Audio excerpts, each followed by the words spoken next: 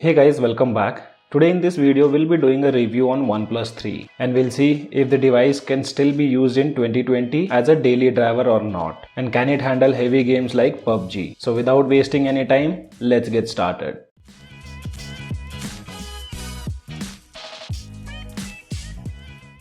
First, let's quickly talk about its specifications. The device was launched in June 2016 and have completed 4 years. Out of the box, device came with Android Marshmallow, which was 6.0.1, equipped with Snapdragon 820 processor supporting 6GB of RAM and 64GB of internal storage. Battery capacity is 3000 mAh, supporting dash charge. Back camera on this device is 16 megapixel, which is Sony IMX298 sensor with the aperture of f2.0. Front camera is 8 megapixel, Sony IMX179 sensor with aperture again f2.0. Screen size of this device is 5.5 inch Full HD optic AMOLED display with Gorilla Glass 4 protection. Device is now running on its final build of Oxygen OS based on Android 9, and we won't get any more Android updates on this device. I've been using this device as my primary phone from past 2 weeks. For basic usage, the device perfectly handles almost all the applications. You still won't find any kind of delays in app opening or lags in the applications. No touch delays to be seen. I mostly use social media applications like Instagram, Facebook, Twitter, etc. By the way, if you haven't followed me on Instagram, link is given in the description below. You can follow me there. This device is completely stock with original body panel, display and battery. All the physical buttons works fine like volume button, power button and alert slider.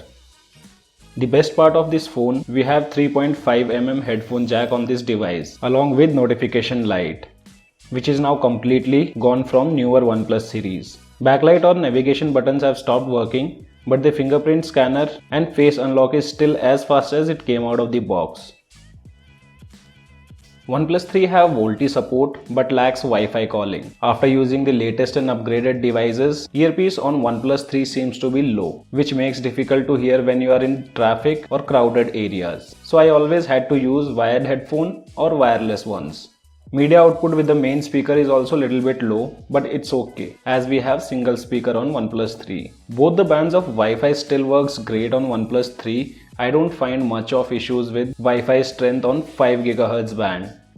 OnePlus 3 comes with Bluetooth 4.0. Sometimes I have faced issues with the connectivity when connected with my Bluetooth headsets. You'll also notice slight heating issues while charging the device, and the battery backup is also fine with normal usage. I generally get 3 to 3.5 hours of screen on time without gaming. Fast charging still works great, and it hardly takes 45 to 60 minutes to completely charge the device from 0 to 100%. All the sensors still works great like accelerometer, light, proximity, compass and gyroscope. Moving on to the camera part, stock camera doesn't perform that good and also lacks features like night mode, portrait mode and other stuff. But for that we have a good alternative, which is Google Camera. Huge thanks to developer for this awesome port. And soon a dedicated video is coming on Google Camera for OnePlus 3 and 3T. Here are few samples taken with stock and Google Camera. And Google Camera is just next level on almost all aspects. Huge difference can be seen with shots taken in low light conditions. OnePlus really needs to work on software part of their camera for better camera performance.